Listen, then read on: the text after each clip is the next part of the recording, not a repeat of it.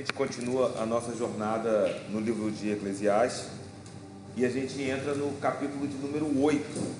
O capítulo de número 8 é um capítulo em que nós vamos ser levados a um ponto da sabedoria que vem do Senhor, da sabedoria que vem de Deus, fundamentada no temor do Senhor.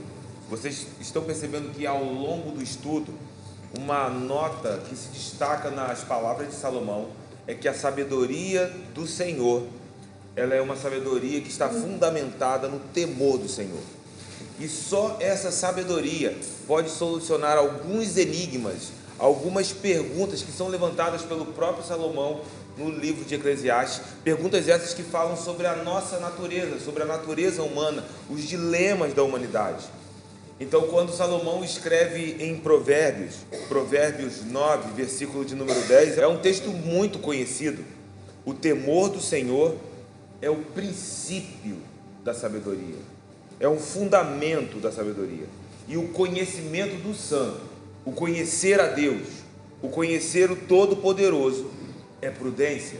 Salomão tem isso de maneira muito clara em seu coração, que o princípio da sabedoria está fundamentado no temor do Senhor. E o conhecimento de Deus é uma atitude prudente, nos leva à prudência. E durante toda a palavra de Deus, nós somos chamados a conhecer o Senhor e construir a nossa vida neste conhecimento. Uma vez que você conhece o Senhor, isso deve produzir o temor santo, um temor que te aproxima dele.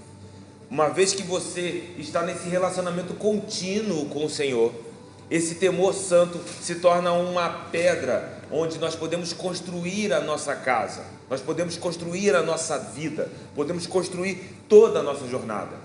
E dentro desse temor, nós encontramos um lugar seguro para receber a sabedoria de Deus, para solucionar os enigmas da nossa vida, os dilemas da nossa vida, as perguntas que carregamos que muitas vezes nos consomem.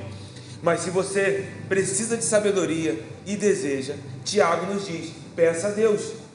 Tiago capítulo 1, versículo de número 5 já diz assim: se porém algum de vós necessita de sabedoria, peça a Deus. Ore ao Senhor. Todas as vezes que vamos começar um estudo como esse, podemos pedir: Senhor, derrama sobre a minha vida sabedoria, coloca em meu coração essa sabedoria. E a palavra de Deus nos chama a buscar, a pedir essa sabedoria a Deus, que a todos dá liberalmente e nada lhes impropera, e ser-lhe-á concedida. Então Tiago nos chama a esse momento onde nós podemos nos aproximar do Senhor com fé e pedir a Ele sabedoria que Ele derrama sobre nós. Salomão, ao olhar para essa sabedoria como uma dádiva do Senhor, fundamentada no temor do Senhor, vai encontrar respostas para os enigmas da vida.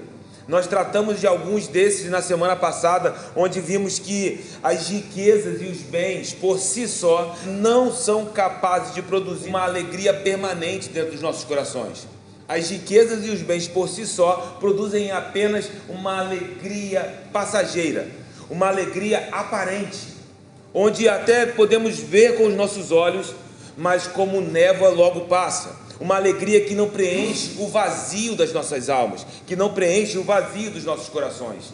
Ou seja, essa prosperidade, esse acúmulo de bens, aparentemente traz uma alegria, mas logo desvanece.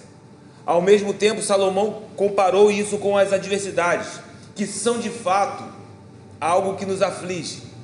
São as aflições do tempo presente. Mas quando nós trazemos essas estações para a presença do Senhor, quando trazemos as estações de adversidade para um lugar no temor do Senhor, essas situações adversas começam a produzir em nós frutos para a glória de Deus. Essas aflições começam a produzir em nós um resultado que não pode ser comparado com nada que nós podemos produzir com as nossas próprias forças, com o nosso próprio entendimento. As aflições, quando trazidas para um lugar de temor santo, no temor do Senhor, na presença do Senhor, vão cooperar para o nosso bem. Nós precisamos entender isso de maneira prática, precisamos trazer isso para dentro dos nossos corações, porque não é à toa que Paulo escreveu Romanos 8, 28. todas as coisas cooperam para o bem daqueles que amam a Deus segundo o seu propósito. Ora, se Paulo escreve isso e muitas vezes declaramos essas verdades, por que então ainda nos sentimos abalados quando essas situações aparecem em nossas vidas? Precisamos pedir sabedoria de Deus. É essa sabedoria que vai nos ajudar a responder essas perguntas. É essa sabedoria que vai solucionar esses enigmas da nossa jornada.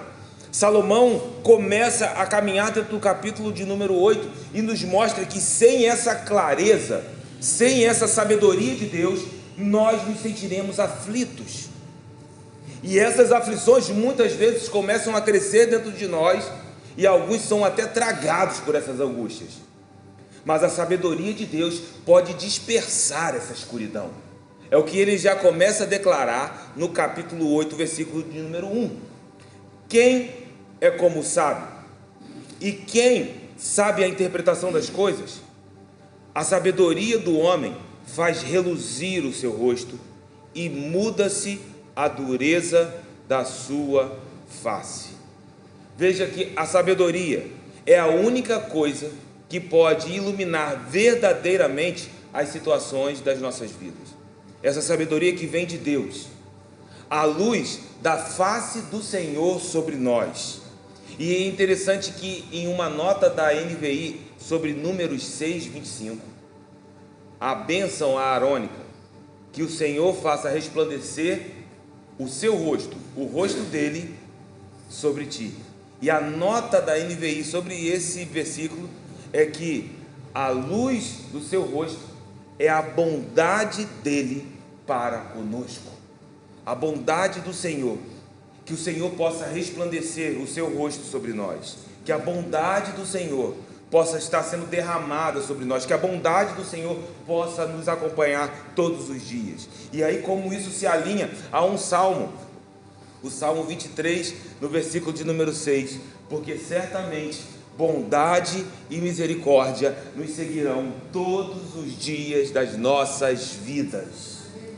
Isso é fruto da sabedoria do Senhor que é derramada sobre nós para nos permitir identificar essa bondade, porque quando as aflições se levantam, parece ser um pouco mais difícil identificar essa bondade.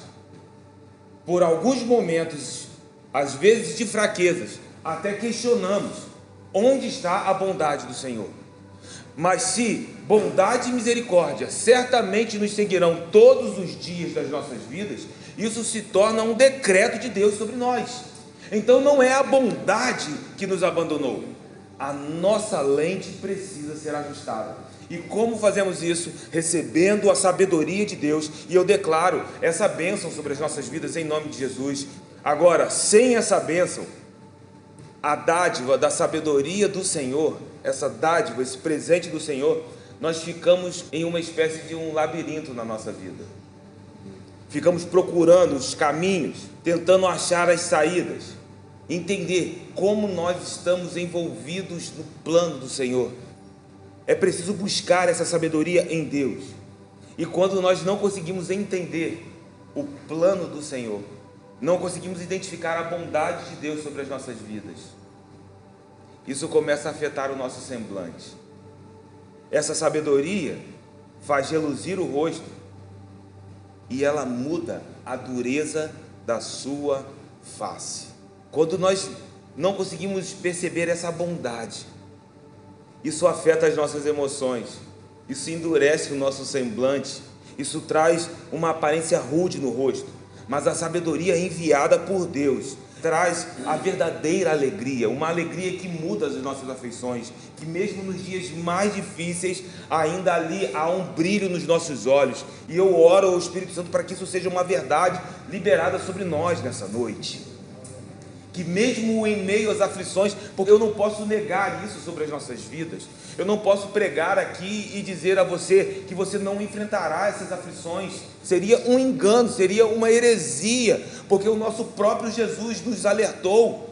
Ele nos disse que no mundo nós teríamos aflições, mas Ele também nos disse, não fiquem desanimados, tem de bom ânimo, porque eu venci o mundo. Então, nesse momento, nós precisamos pedir que essa alegria possa inundar o nosso coração e que isso possa iluminar os nossos rostos, que isso possa afetar a nossa maneira de falar, isso possa mudar o nosso ânimo, que isso nos encoraje a caminhar dia após dia, declarando a bondade e a misericórdia do Senhor, mesmo no vale da sombra da morte. Bondade e misericórdia continuarão nos cercando, continuarão nos acompanhando, continuarão nos seguindo todos os dias das nossas vidas. E isso, meu irmão, é para a glória do nosso Deus, é sobre quem Ele é. O sábio já nos diz que essa sabedoria ilumina o nosso rosto, que muda o nosso semblante. E a partir do versículo de número 2, do versículo 2 ao versículo 4, ele vai nos mostrar que uma maneira de discernir e remover essas aparentes dificuldades é um governo justo. E aí no versículo de número 2, ele diz: eu te digo, observa o mandamento do rei, e isso por causa do teu juramento feito a Deus. Não te apresses em deixar a presença dele, nem te obstines em coisa má, porque ele faz o que bem entende. Porque a palavra do rei tem autoridade suprema, e quem lhe dirá que fazes? Então Salomão entra em uma porção em que nós vamos falar sobre governo, sobre autoridade, porque uma das maneiras do Senhor trazer a sua bondade, a sua misericórdia sobre as nossas vidas, também é usando os governos deste mundo. Não é à toa que Paulo escreveu no capítulo 13 de Romanos a respeito das autoridades instituídas por Deus. Os ensinos que estão aqui dos versículos 2 ao versículo 4 contêm a mesma doutrina do capítulo 13 de 1 a 5 de Romanos. Poderíamos colocar isso até em paralelo, porque o governo humano é instituído por Deus para corrigir muitas das atuais desordens da vida.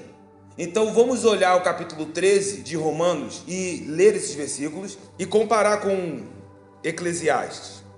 Todo homem está sujeito às autoridades superiores, porque não há autoridade que não proceda de Deus, e as autoridades que existem foram por ele instituídas. Veja que esse texto tem a mesma essência, a mesma natureza, o mesmo ensino do que Salomão está falando. Salomão está dizendo: observa o mandamento do rei, observa o mandamento das autoridades. E algo aqui é importante de se notar, é que Paulo, quando fala sobre isso, está convocando os cristãos à sujeição, à submissão. Paulo está convocando os cristãos a se submeterem às autoridades governantes. Mas observe, Paulo não está dizendo aqui para obedecerem às autoridades governantes. E isso é muito importante para entendermos até um conceito de submissão. Óbvio que obediência é um fruto da submissão. Se você tem uma vida submissa, isso te leva a um lugar de obediência. Mas eu posso te dizer que submissão tem um significado ainda mais profundo. Quando nós falamos de submissão, falamos de reconhecer o papel de um subordinado dentro de uma hierarquia. É como se ele dissesse: tem alguém que está acima de mim, alguém que tem uma autoridade sobre a minha vida. É reconhecer que certas pessoas ou instituições, quando nós falamos de governos, essas pessoas ou instituições têm autoridade sobre nós. E a chave está no conceito de hierarquia, para que você possa entender por que submissão e obediência são coisas diferentes. Porque, a princípio, essa postura de submissão vai exigir de nós a obediência. Então, uma vez que você está em um lugar de submissão, esperamos que você caminhe respondendo em obediência. Se nós estamos falando dos governos, das autoridades, há uma expectativa de que venhamos obedecer às leis, obedecer às autoridades do governo. Mas nossa submissão em uma hierarquia, ela pode dar espaço a algumas circunstâncias específicas, excepcionais de desobediência. Aí você vai falar assim, mas como assim? Como pode haver um espaço de desobediência dentro desse lugar de submissão? Se nós estamos dentro de uma hierarquia, existe uma relação de poder. Só que acima de nós foram instituídas autoridades. E quem está acima das autoridades? Deus. Porque foi o próprio Deus que instituiu essas autoridades. Lá em Romanos 13 nós acabamos de ler, não há autoridade que não seja instituída por Deus. Então essas autoridades são instituídas pelo Senhor. Ele está acima de tudo e de todos. Então quando nós olhamos para esse lugar de submissão, você precisa entender que você está debaixo de uma autoridade, de um governo, até que esse governo não peça algo que quebre a vontade de alguém que está acima dele. E esse é o ponto da igreja. Porque quando Paulo nos chama à submissão às autoridades, ele está dizendo que nós devemos caminhar em obediência. Mas Paulo tem de maneira muito clara e consciente de que acima das autoridades está a palavra do Senhor, está a voz do Senhor. Então quando caminhamos dentro de um lugar de hierarquia às autoridades, às vezes as perguntas surgem. Porque você vai falar assim, olha, nós temos que ser submissos às autoridades. Mas se essas autoridades nos pedirem algo que toque na nossa conduta de fé e prática, o que nós vamos fazer? Nós vamos continuar submissos às autoridades? Perceba que a submissão, ela continua, mas nesse momento, você precisa obedecer a quem está acima dessas autoridades instituídas. Esse é o ponto da verdadeira submissão. Podemos ver, por exemplo, quando Paulo escreve e diz, esposas, sejam submissas aos vossos maridos. Mas se dentro desse relacionamento algo surgir que viole algo que toca no coração do Senhor, essa mulher precisa decidir. O ponto da submissão nos leva à obediência até que, em algum momento, se isso acontecer, precisamos repensar e olhar para aquele que está acima de tudo e de todos. Então Salomão, ele tem isso de maneira também clara em seu coração, porque ele vai dizer, olha, uma pessoa que está governando, ou até mesmo que esteja oprimindo alguém, ele tem outro por cima dele que o oprime. Todos estão debaixo de autoridades, mas só existe um que está acima de tudo e de todos, que é o nosso Deus, e ele é a quem nós devemos toda obediência. As autoridades que são instituídas, elas têm um limite. Então essa obediência, ela é uma obediência limitada até os padrões morais do Senhor. Porque em um primeiro momento, quando você diz que submissão pode não te levar a um momento de obediência, pode causar uma confusão na nossa mente. Ou dizer que submissão pode abrir um espaço para uma circunstância excepcional de desobediência. É dentro desse sentido. Mas enquanto as autoridades nos pedirem o que pertence a César, precisamos dar a César. Jesus foi muito assertivo quando ele diz, dai a César o que é de César, e a Deus o que é de Deus. E eu costumo dizer que o dia que César pedir o que pertence a Deus, eu direi não. Nós precisaremos dizer não, porque o que pertence a Deus é dele. Nenhum outro é digno do que pertence a Deus.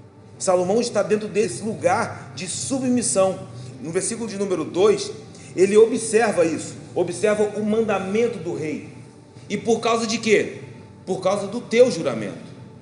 Veja que a submissão às autoridades não é sobre as autoridades, é sobre você. Porque se você entende que toda autoridade ela é instituída por Deus, você tem um compromisso com o Senhor, você está decidido caminhar na palavra do Senhor. Então quando você atenta para os mandamentos do rei, você faz isso porque você tem uma aliança com o rei? Não, primeiro você tem uma aliança com o Senhor, que instituiu aquela autoridade. E se ele diz que ele instituiu aquela autoridade, se Deus designou os governantes humanos, e você está sujeito ao Senhor, você entra então num lugar de obediência. Se você resiste às autoridades, você está num lugar de rebeldia, não só com as autoridades, mas com o próprio Deus. E veja como isso é desafiador para nós. Porque a rebeldia não é somente às autoridades, não é somente a um governo de um homem, mas é o próprio Deus que nos chamou para nos sujeitarmos às autoridades instituídas por Ele. Então, quando nós resistimos a essas autoridades, nós resistimos ao Senhor, nós estamos resistindo a Ele, e a nossa resistência é algo que não admite que o governo tenha um direito legítimo. Um exemplo, como nós estamos em um sistema democrático, o Brasil é um país democrático, e aí alguém poderia dizer, não, mas eu não votei no candidato que foi eleito, eu votei no candidato que perdeu a eleição. E aí olhamos para isso e dizemos, não, então agora eu resisto a esse candidato que ganhou. Biblicamente, você está em rebeldia. Você não precisa concordar com ele, mas você está sujeito a ele. O momento que esse pedir algo que pertence a Deus, você precisa estar pronto para dizer não. Mas tudo que ele pedir, que pertence a ele, tem que ser dado. E isso é um desafio para nós. Talvez até dentro desse momento que nós vivemos hoje no nosso cenário político. Mas é necessário entender que o presidente que hoje está eleito, ele não foi eleito, meu irmão, pela maioria, simplesmente, e isso foi a decisão. Por trás de todas essas coisas está a mão de Deus. Porque não existe autoridade que não foi instituída por Deus. Ou acreditamos na palavra, ou então nós ficamos, meu irmão, criando revoltas dentro dos nossos próprios corações. Começamos a ficar confusos. E então, ao invés de você guardar resistência ao Senhor no seu coração a respeito do que está acontecendo no mundo, peça sabedoria a Deus, porque Ele nos dá. Esse é o ponto decisivo. Nós não podemos resistir. Pelo contrário, Ele diz, esteja atento. Por causa de quê? Porque você tem uma aliança com o Senhor, amém? Você tem um voto com o Senhor, você tem um juramento com o Senhor. E aqui esse termo de submissão, ele é decisivo. Nós precisamos trazer no nosso coração a certeza de que quando o Senhor está controlando todos os detalhes das nossas vidas, não é somente sobre o meu dia onde eu acordo, trabalho, compro, vendo, mas todas as coisas cooperam para o bem daqueles que amam a Deus segundo o seu propósito. E eu peço sabedoria a Deus para discernir esses mistérios. São todas as coisas. Existe um plano gigantesco em que Deus te trouxe para dentro dele e Ele está cuidando de cada detalhe. E Paulo nos diz que se nós resistimos a essas autoridades, se nós fechamos os nossos corações, se nos colocamos em um lugar de oposição, Romanos 13:2 diz, de modo que aquele que se opõe à autoridade está resistindo à ordenação de Deus, não é a ordenação humana. Alguém poderia dizer, foi a maioria popular. Foi uma ordenação de Deus. Você pode não entender, mas é Deus que está no controle. E então nós resistimos à ordenação de Deus, e os que resistem trarão sobre si mesmos condenação. E aqui condenação tem um alcance escatológico, ok? Nós estamos falando aqui da vinda do Senhor, nós estamos falando aqui do juízo final. Quando Paulo trata e usa esse termo dentro da epístola de Romanos, ele sempre associa isso ao juízo final, à vinda do Senhor. Veja, meu irmão, o quão perigoso é resistir à autoridade ordenada por Deus, porque isso é rebeldia. E às vezes fazemos por falta de sabedoria. Talvez essa noite seja uma noite perigosa para as nossas vidas, porque essa palavra está sendo liberada sobre nós e você está ganhando clareza em nome de Jesus. Então, meu irmão, confie no que o Senhor está fazendo. Se você não entende o que está acontecendo no panorama histórico, no panorama nacional, na geografia do planeta, eu não sei o que está acontecendo, peça a Deus, porque Ele nos dá clareza. Sabe, eu amo olhar para profetas como o profeta Jeremias, como o profeta Isaías, que profetizavam para a sua nação, mas muitas vezes olhavam para as nações e o Senhor começava a dar clareza a respeito daquilo que Ele estava fazendo nos dias daqueles homens. Você acha que Deus deixou de falar conosco? Nós que precisamos entrar no lugar secreto, pedir ao Senhor sabedoria e com confiança esperar, porque Ele derramará tudo que nós precisamos. Nós precisamos sondar isso, precisamos sondar o que está acontecendo na nossa nação. É necessário. Veja isso. Se você resiste a uma ordenação daquele que é o único que pode te dar sabedoria, como você vai caminhar? Deus nos chama, não resista às autoridades instituídas, porque foi eu que ordenei.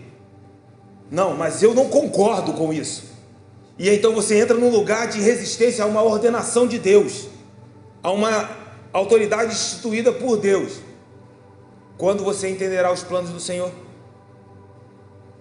Não entenderá, porque a sabedoria é dada àquele que agrada ao Senhor. Então nessa noite se renda a Ele e confie, porque Ele derrama sobre nós clareza e sabedoria. No versículo de número 3 de Eclesiastes, ele está dizendo: não te apresses em deixar a presença dele, nem te obstines em coisa má, porque ele faz o que bem entende. Salomão está dizendo: não tenha pressa de deixar a presença daquele que tem autoridade sobre a sua vida. Não te obstines em coisa má, não guarde isso dentro do teu coração, não seja obstinado, não seja cego. É como que se Deus estivesse falando: olhe para isto, e você está com o teu coração tão endurecido, talvez aqui a dura cerviz, eu não quero olhar. É como se nós estivéssemos agarrados nas nossas próprias verdades. As pessoas começam a defender outras coisas que não aquilo que está escrito. As pessoas precisam entender que o Senhor ordenou. Então não te apresses. Se Ele é a autoridade instituída, não tenha pressa de sair da presença dEle. Não se obstine em fazer coisa má. Não seja teimoso em se colocar em oposição àquilo que Deus instituiu. Em Romanos 13, os versículos 4 e 5 falam sobre isso. Porque a autoridade é ministro de Deus para o teu bem. Como assim, Zeca?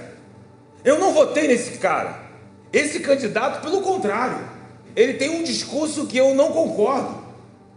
E aí Deus está dizendo: mas ele foi instituído como ministro para o teu bem.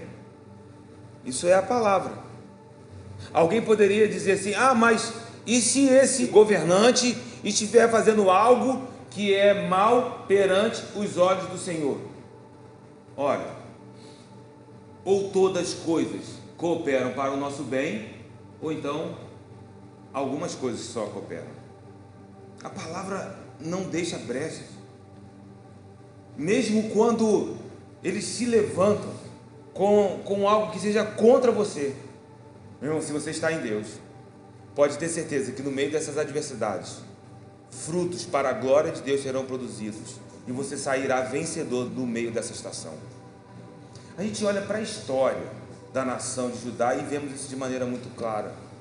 Quando o reino persa se levanta, a nação de Judá está dentro do cativeiro. E olhando para os registros históricos, o reino persa, o império persa, era um império ainda mais cruel do que o império da Babilônia. Só que o cativeiro veio contra a nação de Judá e trouxe purificação espiritual para a nação. A nação de Judá nunca mais caminhou nos níveis de idolatria que caminhou antes do cativeiro. Então veja que a Babilônia não foi um fim. O cativeiro não foi um mal como um fim em si mesmo.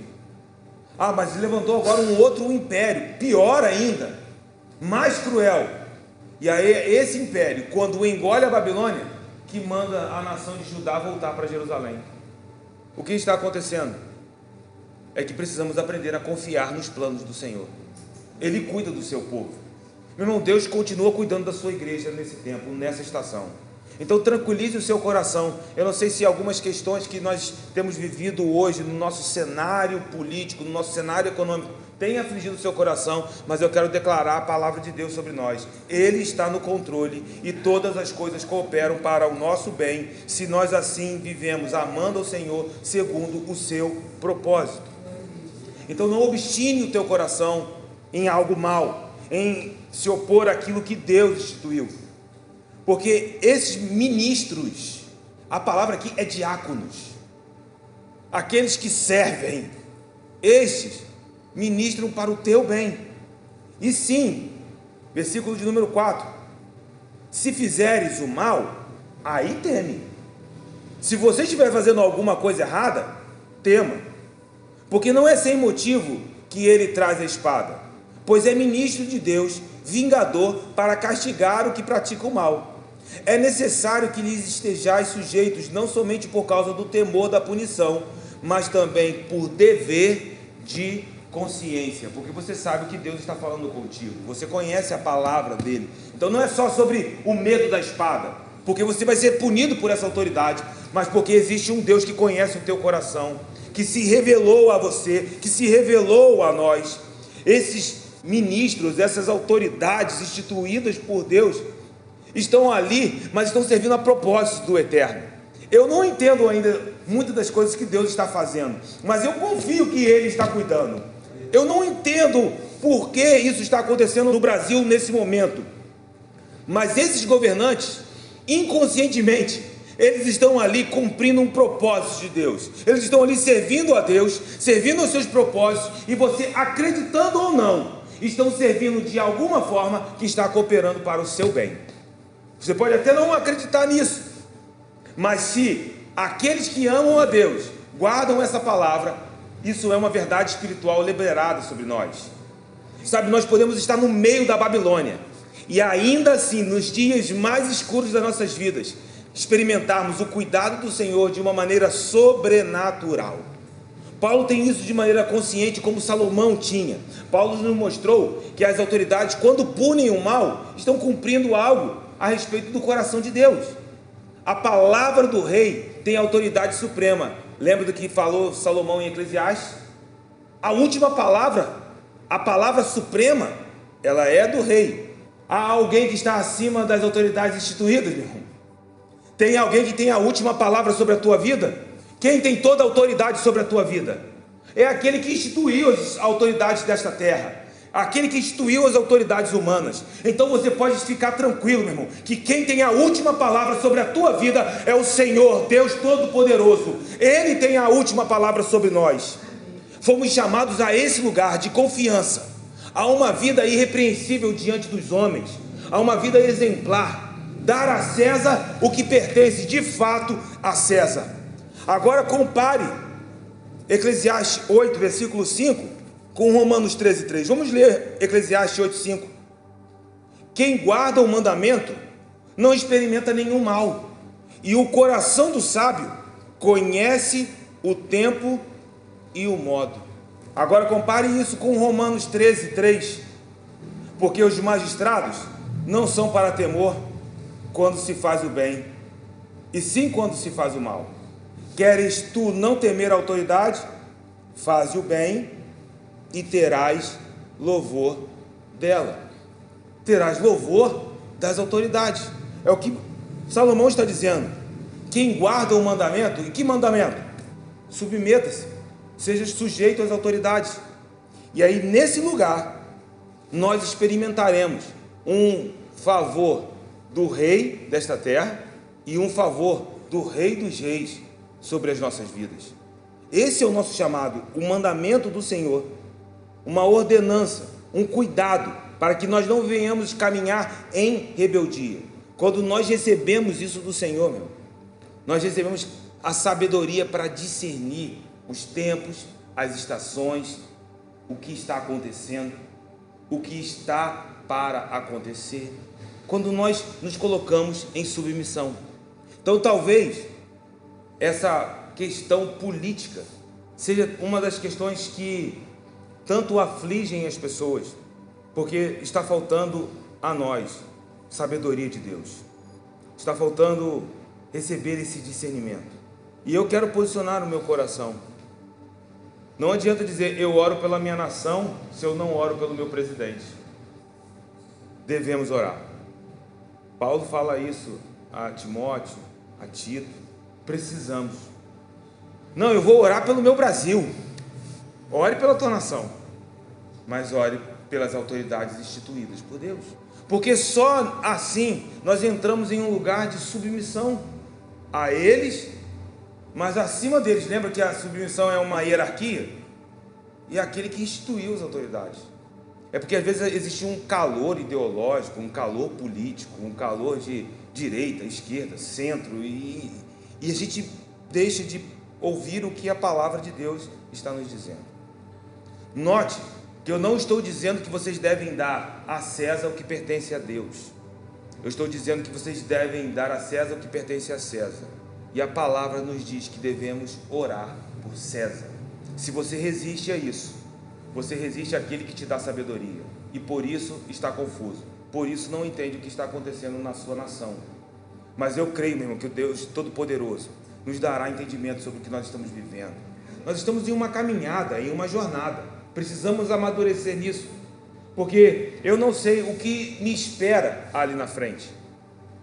E eu preciso ter discernimento para esse tempo. Mas se eu não me submeto ao Senhor, eu não recebo sabedoria. E veja como que isso é tão forte. Quantas vezes nós já não pedimos sabedoria a Deus? Quantas vezes nós já não pedimos discernimento ao Senhor? E Deus está nos dando aqui o que é necessário para receber esse discernimento. Ele não nos dá, Reginaldo, discernimento em um lugar de rebelião. Não vai nos dar. Nós podemos pedir, mas Ele não nos dará. Porque Ele só dá essa sabedoria ao homem que lhe agrada. E Paulo está dizendo, olha, você não precisa temer as autoridades. Faça o bem. Faça o correto. E você ainda terá louvor dessas autoridades. Esse é o lugar, a chave da submissão. Isso se torna uma premissa para a nossa caminhada. E se você recebe essa palavra no teu coração para caminhar em submissão, eu vou te dizer que Deus te levará aos limites seguros para você se sujeitar a essas autoridades. Se você entende, meu irmão, o que Deus está falando sobre se submeter a Ele primeiro, e você confia nele, Ele te levará aos limites seguros. Deus vai te dizer o que pertence a Ele e o que pertence a César. Quando Jesus falou isso lá em Marcos 12, meu, isso foi extremamente assertivo, porque era uma questão sobre impostos, e Jesus, de alguma maneira, nos deixa uma lição profunda a respeito de submissão a César. Paulo também vai falar sobre isso. A honra que pertence a César deve ser dada a César. O respeito que pertence a César deve ser dado a César. E aí nós vemos tantos problemas com as redes sociais, com fake news, caça página, caça perfil de mídias sociais, porque a gente está confuso. Nós estamos lutando com as armas erradas. Mas se nós recebemos, meu irmão, essas palavras como armas espirituais poderosas em Deus para destronar o inferno, nós caminharemos de maneira segura, mesmo quando tudo parece estar de cabeça para baixo, porque você está construindo a tua vida na sabedoria do Senhor, no temor do Senhor, construindo a tua vida em submissão à palavra do Senhor, mesmo que você não entenda aquilo que Deus está te pedindo para fazer num primeiro momento. E então Eclesiastes capítulo 8, o versículo 6, vai continuar falando sobre isso. Porque para todo propósito, há tempo e modo. Como nós vimos em Eclesiastes 3:1, o tempo é uma providência divina. E essa providência divina vem sobre as nossas vidas para cooperar para o nosso bem. Sejam dias de lágrimas, sejam dias de sorriso, sejam dias onde você está pranteando, ou dias onde saltamos de alegria. Para todas essas coisas há um tempo e um propósito determinado. Mas aqui Salomão avança, porque ele não diz só um tempo ou propósito determinado, mas ele diz que esse propósito que tem um tempo também tem um modo. Algumas versões usam outras palavras. A NVI no capítulo 8, versículo 6 diz: há uma hora certa e também uma maneira certa de agir para cada situação. E aí a LTT traz a palavra há um tempo específico e um juízo para cada situação. Porque para essas coisas que estão acontecendo existe tempo, mas existe um juízo. E isso deveria nos trazer paz, Porque quando o homem fica à parte do temor do Senhor, isso o põe alienado do plano de Deus. Então ele pode até encher o seu coração de coisas que fazem mal, ter até um governo mau, um governo distante do coração de Deus, mas isso é apenas cegueira, porque o tempo está determinado e o modo de agir a respeito dessas coisas também. Deus trará juízo a todas essas. Não existe nenhum governo, não existe nenhuma ação que aconteceu na história, que acontece nestes dias, ou que acontecerá em qualquer outro tempo futuro, que o Senhor não deixará de julgar. O Senhor trará luz, trará juízo, e é o que Salomão está dizendo no versículo 6, para todo propósito, há tempo e modo de agir, há um juízo determinado para essas coisas. E ele diz, porquanto é grande o mal que pesa sobre o homem. Mas que mal é esse? Porque este não sabe o que há de suceder. Veja isso, meu irmão. Deixe isso trazer paz ao teu coração. Salomão acabou de dizer, há tempo e juízo para todo propósito. Mas existe um grande mal. Que mal é esse? É que as pessoas estão aí, ó. Só que eles não sabem o que está para acontecer. Versículo de número 7. Porque este não sabe o que há de suceder e como há de ser, e ninguém há que lhe declare. Não há nenhum homem que tenha o domínio sobre o vento para o reter. Em algumas versões, sobre o espírito, porque a palavra aqui é ruar. Nem tampouco ele tem poder sobre o dia da morte. E nem há tréguas nesta peleja. Nem tampouco a perversidade livrará aquele que a ela se entrega. Então, entenda isso dentro do contexto. Salomão está falando de governo, está falando de autoridades instituídas. E quando nós falamos sobre isso, nós logo sentimos no nosso coração, mas e se esse governo não for um governo justo? Não é verdade? Mas e se esse governo fizer coisas que são más perante os olhos do Senhor? Salomão está dizendo assim, existe um grande mal que pesa sobre o homem. Que mal é esse? Ele não sabe o que lhe espera no dia de amanhã. Nem nós sabemos. Ninguém domina. A humanidade não conhece o amanhã. Nós não conhecemos, nós não sabemos o que nos espera debaixo do sol. E ninguém, com os recursos deste mundo, pode saber e pode informar. Então Salomão vê que ninguém domina o vento ou o espírito, no sentido de ser capaz de retê-lo.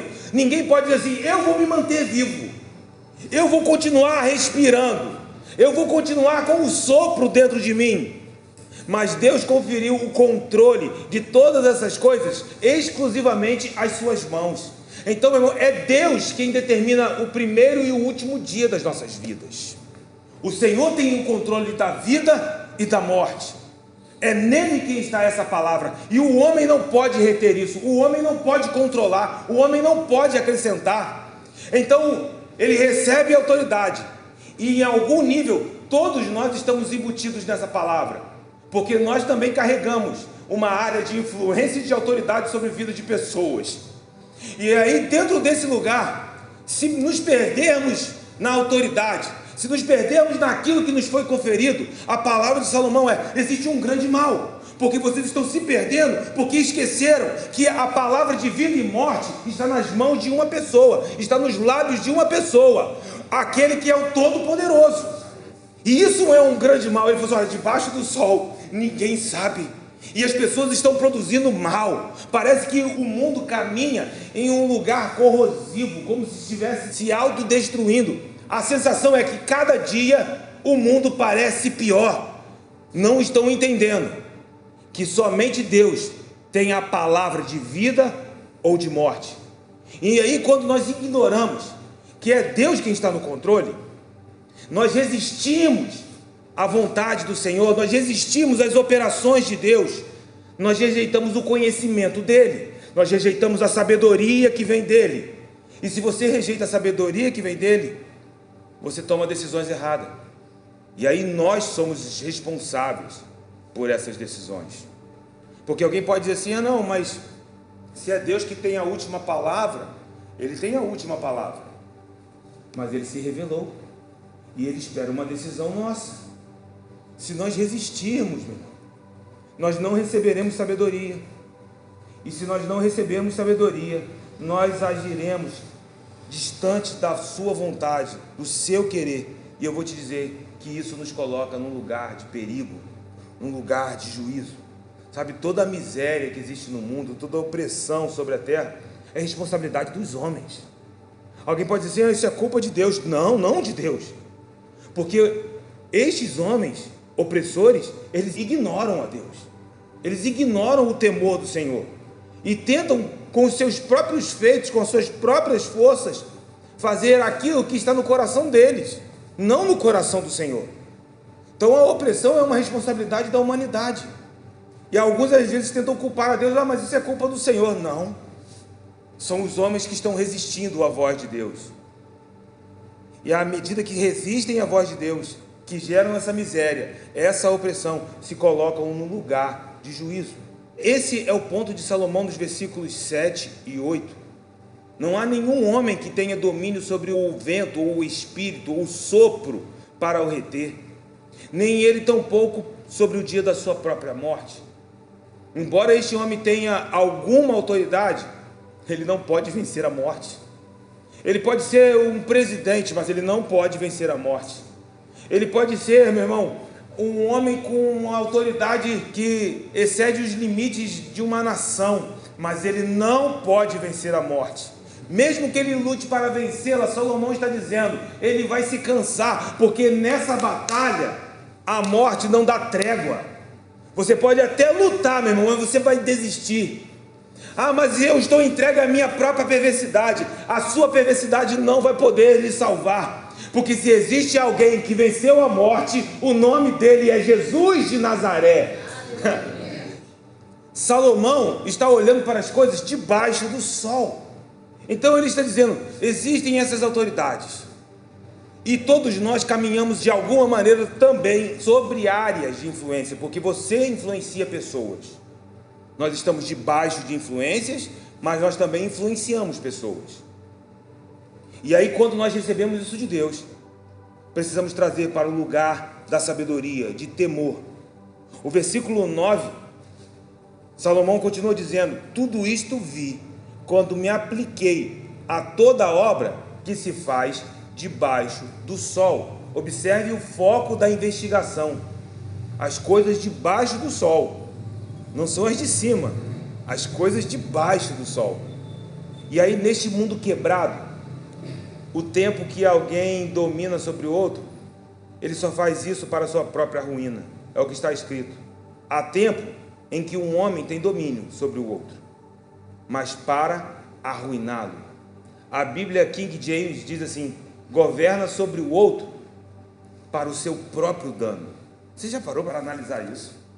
Deveríamos ficar mais tranquilos a respeito dos maus governos, porque Salomão está dizendo que aquele que governa sobre o outro para oprimir, distante do Senhor, governa, mas governa para o seu próprio dano. A NVI vai dizer que domina sobre o outro para a sua própria infelicidade. A LTT, o homem tem domínio sobre o outro para a sua própria desgraça. Então nós podemos ficar tranquilos, porque Deus está cuidando. E mesmo que haja opressão, aquele que pensa, meu irmão, que está dominando e apenas oprimindo, assim faz para a sua própria ruína, para a sua própria condenação, para a sua própria destruição. É o que está escrito. O homem que tem domínio sobre o outro para arruiná-lo, para arruinar a si mesmo. Então, sem o temor do Senhor, desprovidos da sabedoria que vem do alto, desprovidos da sabedoria de Deus, aquele que domina sobre o outro pelo seu próprio interesse, ele faz isso, mas está cavando a sua própria ruína. E devemos aplicar isso em todas as áreas de autoridade, todas as áreas de influência, mesmo porque Deus nos colocou em áreas de influência. Que em nome de Jesus isso seja um despertar para nós, porque parece que é mais fácil ver essa palavra se aplicar no outro do que se aplicar a nós mesmos. Mas todos nós, eu como marido, eu governo a minha casa, e de alguma maneira a minha relação com a minha esposa é uma relação de submissão. Mas se ela está submissa a mim, ambos, eu e ela, estamos submissos ao Senhor. E se a minha submissão causa opressão sobre a vida dela, eu a domino para minha própria ruína, para minha própria destruição. A mesma coisa poderíamos dizer pais e filhos. Poderíamos trazer essa relação para empregados e patrões. Poderíamos desdobrar essas relações em muitas áreas da nossa vida cotidiana. Mas independente de qual seja, irmão, o nível de autoridade que foi colocado sobre a tua vida, traga essa autoridade para ser administrada na presença do Senhor, no temor do Senhor, porque assim você produzirá vida com aquilo que lhe foi confiado. O versículo 10 ele continua: assim também vi os perversos receberem sepultura e entrarem no repouso, ao passo que os que frequentavam o lugar santo foram esquecidos na cidade, onde fizeram o bem. Também isto era vaidade. Vamos comparar com a NVI? Nessas ocasiões, vi ímpios serem sepultados, e gente indo e vindo do lugar onde eles foram enterrados. Todavia, os que haviam praticado o bem foram esquecidos na cidade, e isso também não faz sentido. Sabe, um contraste. Eu trouxe a King James. E assim eu vi os ímpios sepultados, aqueles que tinham entrado e saído do lugar santo, e eles foram esquecidos na cidade em que assim fizeram. Isto também é vaidade. Mas se a gente seguir a tradução da NVI, ele contrasta o ímpio, que tem uma morte com honra, e alguém temente ao Senhor, que morre esquecido. Se seguirmos a NVT, ou a King James, nós encontramos um homem ímpio, mas na sua morte os seus crimes são esquecidos. De qualquer maneira, você tem um ponto de indignação. Mas como assim? Esse homem que teve uma vida com tanta perversidade pode ainda ter um fim com honra? Porque o que Salomão está fazendo é aprofundar o dilema. Dentro do contexto, Salomão olha, vê debaixo do sol toda a autoridade instituída por Deus. E ele diz que devemos nos submeter. Mas dentro disso ainda há um dilema. Porque esse governo deveria ser um governo para cumprir a vontade de Deus. Porque foi instituído por Deus para fazer coisas boas. Mas por causa da corrupção humana, isso não acontece. E isso nos provoca indignação.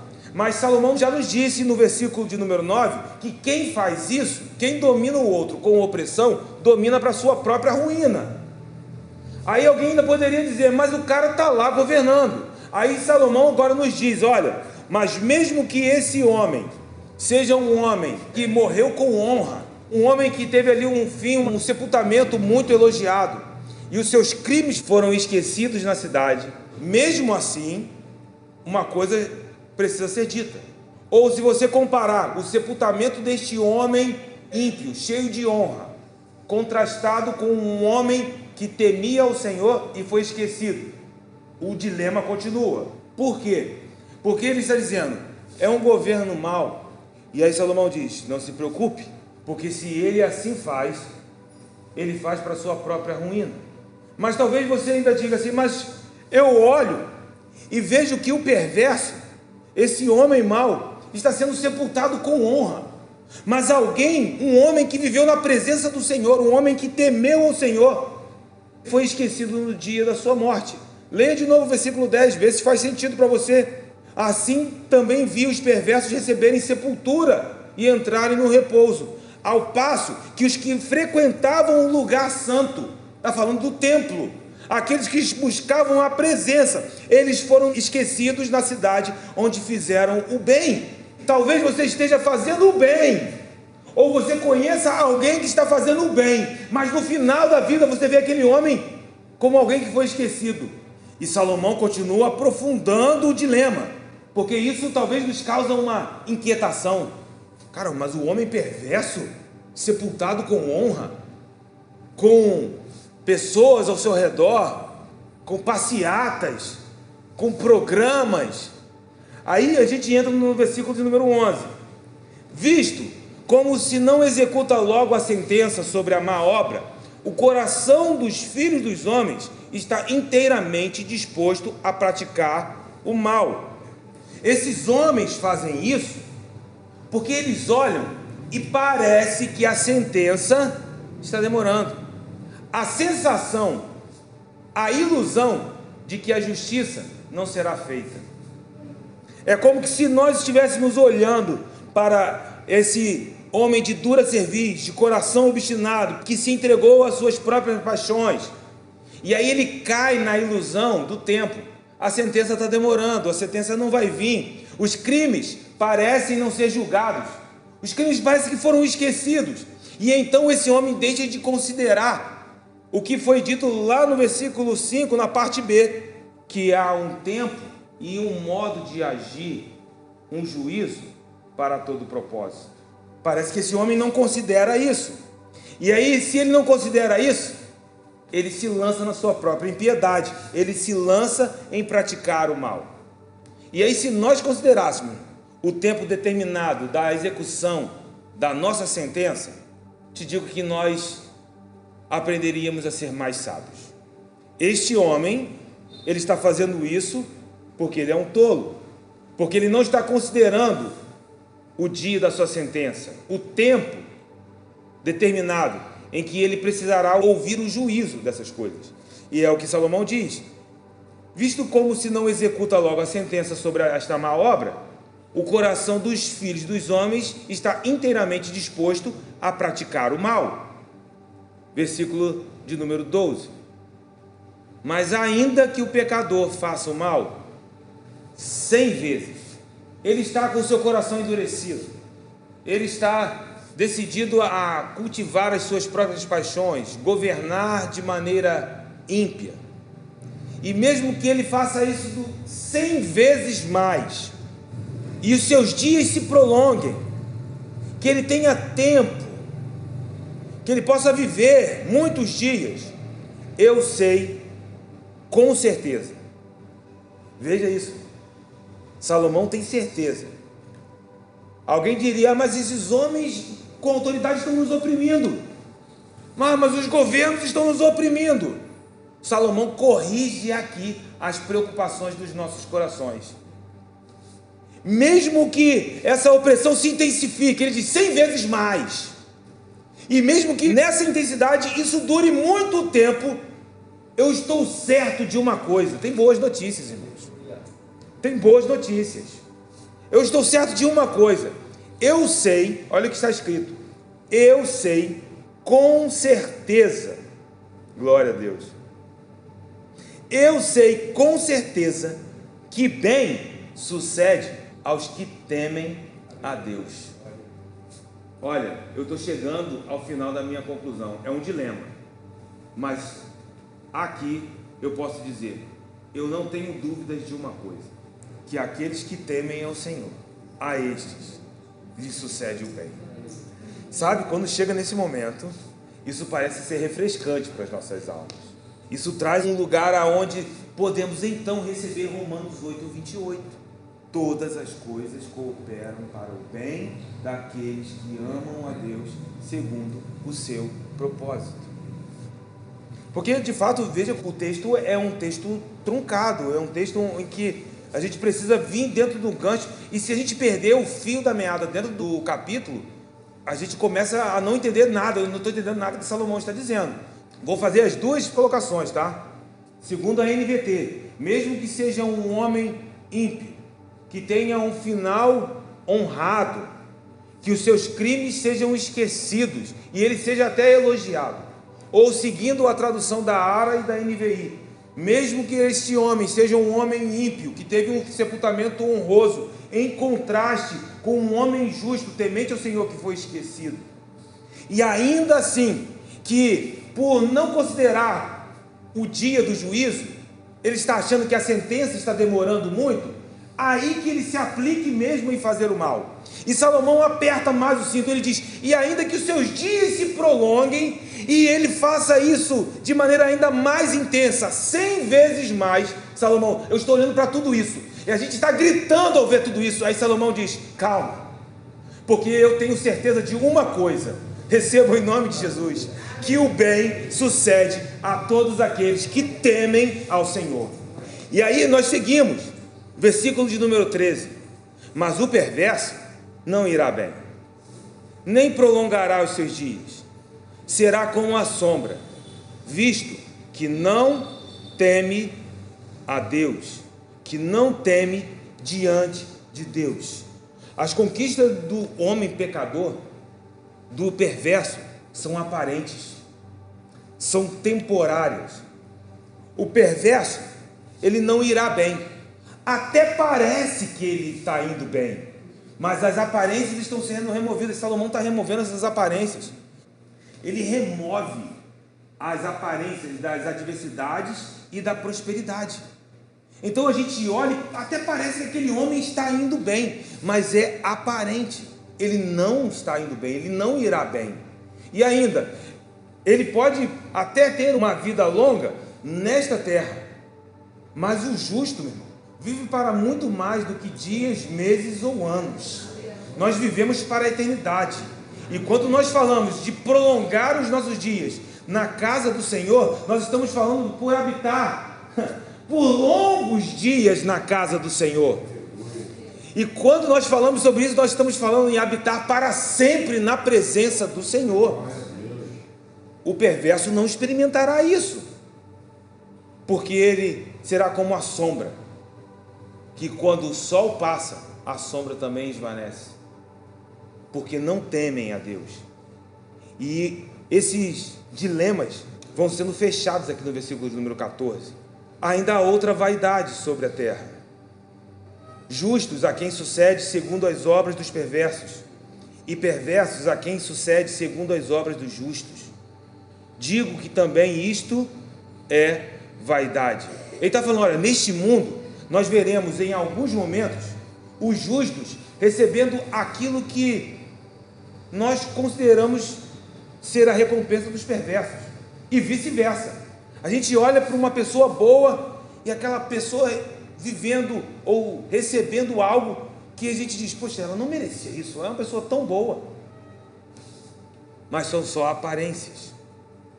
Salomão está vendo tudo isso. Contudo, nem todos podem discernir isso. Por quê? Porque só discernem isso que nós estamos falando aqui nessa noite aqueles que recebem a sabedoria de Deus.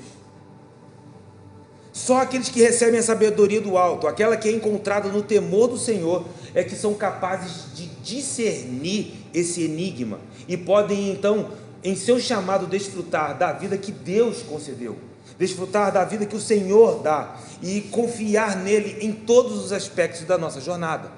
Se nós não recebemos a sabedoria de Deus, nós vamos olhar para isso e vamos ficar confusos, vamos ficar indignados, vamos ficar revoltados, vamos entrar num lugar de oposição às autoridades instituídas pelo próprio Deus, e parece que é um abismo que vai puxando outro abismo, e aí a gente caminha em rebeldia, indignação, revolta, e começamos a nos colocar em oposição a Deus, e aí não recebemos sabedoria, e isso vira uma bola de neve. Mas que possamos nos sujeitar a Deus nessa noite, possamos rasgar os nossos corações e confiar que Ele está no controle da nossa vida. E então, meu irmão, seja em qualquer circunstância, na escassez ou na abundância, vendo aquilo que ainda não estamos entendendo, confiar no Senhor piamente até o último dia da nossa vida, e isso produzirá em nós um contentamento como Paulo descreveu em Filipenses 4, seja na escassez ou na abundância, quando tenho ou quando me falta, eu posso todas as coisas naquele que me fortalece, porque eu aprendi a viver contente em toda e qualquer circunstância, em toda e qualquer situação. Esse é o lugar que o Senhor está nos chamando. Aqui, Salomão começa a dissolver o enigma. Ele está dizendo, existem esses governos, existem todas essas opressões, mas você está debaixo do temor do Senhor. Então nesse lugar, meu irmão, você está seguro nele. Salomão agora soluciona o problema. Em linhas gerais, o mistério que nos aflige agora é dissolvido. Então quando nós vemos, meu irmão, um governo que foi ao poder por escolha popular, por trás estava a mão do Senhor.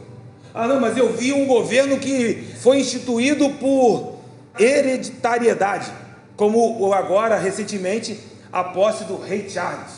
Ele só é rei porque ele é filho da rainha. Por trás está a mão de Deus.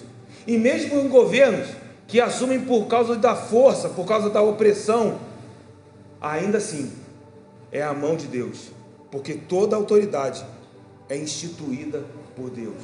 Os olhos naturais não conseguem enxergar isso, mas uma mente transformada, mas os olhos iluminados reconhecem que por trás de tudo, de todo esse processo, está as mãos do Senhor regendo cada detalhe e cuidando do seu povo. Você está sendo cuidado por Deus aqui nessa noite.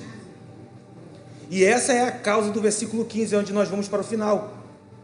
Quando eu entendo isso, quando você recebe isso e os olhos do seu coração são iluminados, então exaltei eu a alegria, porquanto para o homem nenhuma coisa há melhor debaixo do sol do que comer, beber e alegrar-se, pois isso o acompanhará no seu trabalho, nos dias da vida que Deus lhe dá debaixo do sol. Essa é a causa do versículo de número 15. Eu sei que Deus está cuidando, a mão do Senhor está regendo a minha vida, e aí eu posso exaltar a alegria. A NVI vai dizer: eu recomendo a alegria, eu recomendo que se desfrute da vida. A NVT nos diz: eu recomendo que você desfrute dessa vida, que você possa aproveitar essa vida, e dentro disso, que você coma, beba e se alegre com este árduo trabalho. Há um árduo trabalho, mas junto com este árduo trabalho, uma coisa nos acompanha: o comer, o beber e o se alegrar. Ou seja, o trabalho é árduo. Alguns dias são mais trabalhosos do que outros. A pastora Letícia costuma usar muito essa expressão. E alguns dias são mais trabalhosos do que outros. Mas Salomão está nos dizendo que quando você entende que a mão de Deus está cuidando dos detalhes, que mesmo em estações onde nós não estamos entendendo, Ele continua fazendo com que as coisas estejam cooperando para o nosso bem, e isso se torna uma verdade para a tua caminhada. Ele vai dizer que você pode desfrutar da vida, você pode comer, beber e se alegrar, porque isso vai acompanhar o árduo trabalho. Porque tem pessoas que trabalham, se fadigam e não desfrutam, mas se você recebe do Senhor essa alegria, meu irmão, olha isso, ela te acompanha. Esse desfrute começa a te acompanhar. Imagina isso, você sai para o teu trabalho, por um dia de desafios, mas aí você olha para o lado, tem uma alegria te acompanhando. Eu marquei esse trecho da frase na minha Bíblia, porque o comer, beber e alegrar-se, isso o acompanhará no seu trabalho. Eu comecei a orar isso nessa tarde sobre a minha vida. Meu irmão, que isso também seja uma verdade espiritual sobre as nossas vidas, na nossa jornada, porque há um trabalho nesta vida. Sim, há dias mais trabalhosos do que outros, mas a alegria de desfrutar dessa vida, de comer, beber, encontrar satisfação, encontrar sentido, isso vai nos acompanhar, isso vai nos seguir, essas coisas nos seguirão, como nós começamos hoje, pastora. Bondade e misericórdia nos seguirão todos os dias das nossas vidas. Às vezes as pessoas estão cansadas porque elas estão perseguindo essa alegria. As pessoas estão desanimadas, as pessoas estão infelizes, amarguradas, porque estão perseguindo, tentando alcançar a alegria, como que se a alegria fosse o alvo da tua vida. Isso é hedonismo, mas não é o que Salomão está dizendo. Salomão não está dizendo para perseguirmos a alegria. Salomão está dizendo: persiga a presença e a alegria se tornará sua companheira na jornada. E é a alegria do Senhor, meu irmão, que está sendo derramada sobre nós nessa noite. Salomão fecha o capítulo dizendo: aplicando-me a conhecer a sabedoria e ver o trabalho que há sobre a terra. Veja que ele permanece o foco, tudo que está debaixo do sol. Pois nem de dia nem de noite se vê o homem sono nos seus olhos, como se ele estivesse consumido. Então contemplei toda a obra de Deus, e vi que o homem não pode compreender a obra que se faz debaixo do sol. Não existem recursos debaixo do sol para compreender. Esses recursos precisam vir do alto. Esses recursos precisam vir de Deus. Essa sabedoria precisa vir do alto. Por mais que o homem trabalhe para descobrir, não a entenderá. E ainda que diga o sábio que a virá conhecer, nem por isso a poderá achar. Abra suas mãos nessa noite em nome de Jesus. Porque essa sabedoria só Deus concede aos humildes. É algo que Deus derrama gratuitamente. O cara pode tentar, ele pode nem dormir, ele pode ficar sem sono, tentando encontrar essa sabedoria, essa alegria. Mas aqueles que temem ao Senhor recebem gratuitamente para a glória de Deus. E aí nessa alegria nós somos fortalecidos. Meu Deus! Como Neemias capítulo 8, na consagração da obra que tinha sido terminada. Então eles chamam, no dia da consagração, ele diz: comam, bebam, se alegrem, porque este dia é um dia consagrado ao Senhor, porque este dia pertence ao Senhor, porque nossas vidas, os nossos feitos pertencem ao Senhor. E aí quando você entende que tudo aquilo que você tem, que você faz, que você é, pertence ao Senhor, aí essa alegria se torna a alegria que foi liberada em Neemias 8. Essa alegria da parte do Senhor era a força deles. Que essa alegria seja a nossa força em nome de Jesus. Essa alegria nos acompanhará dia após dia. Todos aqueles que confiam no Senhor receberão essa alegria como uma companheira na sua jornada. E isso produzirá em nós sabedoria, que vem do conhecimento do santo, que é a prudência, Provérbios 9, 10, que é o temor santo, que é o princípio da sabedoria, que é o fundamento da sabedoria. Que nessa noite possamos sair daqui mesmo transbordando. Os dias são trabalhosos? Sim, mas a mão de Deus está no controle. Mesmo que hajam aparentes anomalias, eu vejo claramente isso sendo removido aqui nesta noite. E se isso está sendo removido dos nossos olhos, essa alegria vai te acompanhar. Eu sei que você tem lutas, que você tem desafios. Eu sei que às vezes você luta contra uma enfermidade, você luta por uma questão familiar, às vezes você luta por uma questão financeira, às vezes são batalhas espirituais travadas. Essas batalhas são reais, mas em todas essas coisas você pode olhar um pouco mais alto nessa noite e ver que elas cooperam para o bem daqueles que amam a Deus, segundo o seu propósito. Se isso for uma verdade no teu coração, meu irmão, essa alegria vai te encher agora, te trazer paz, porque esse lugar de batalha não é o teu fim. Mas nós atravessaremos essa estação e o nome dele será glorificado. E assim nós oramos nessa noite. Que essa alegria seja a nossa companheira de jornada, Bia. Que a gente levante amanhã para trabalhar e a presença do Santo derrame essa alegria que é a nossa força. A alegria do Senhor é a nossa força. Espírito Santo, obrigado por remover dos nossos olhos as nuvens, tirar as escamas. Obrigado, Pai, por derramar sobre nós sabedoria do alto céu. Porque, meu Pai, queremos não apenas trazer aqui uma exposição de conhecimento, mas queremos que essa palavra afete a nossa jornada poderosamente. Corrija os nossos pensamentos, corrija, meu Pai, a nossa maneira de ver, em nome do Senhor Jesus. Domine as nossas mentes, isso, Senhor, Tu tens prioridade sobre os nossos pensamentos, em nome de Jesus. Leve-nos de maneira poderosa a entender, discernir o tempo e as estações, removendo as aparências e enxergando aquilo que os Teus olhos têm para as nossas vidas. Obrigado, Espírito Santo, porque nós vamos para casa agora, mas a Tua alegria é a nossa companheira. Obrigado pela Tua palavra, Deus. Obrigado por nos fazer felizes. Obrigado por nos fazer felizes. Te amamos e assim oramos em nome de Jesus. Amém e graças a Deus. Você pode aplaudir ao Senhor nessa noite. Uau! Meu Deus, que graça! Que graça! Meu Deus! A gente vai com uma companheira para casa. A alegria do Senhor.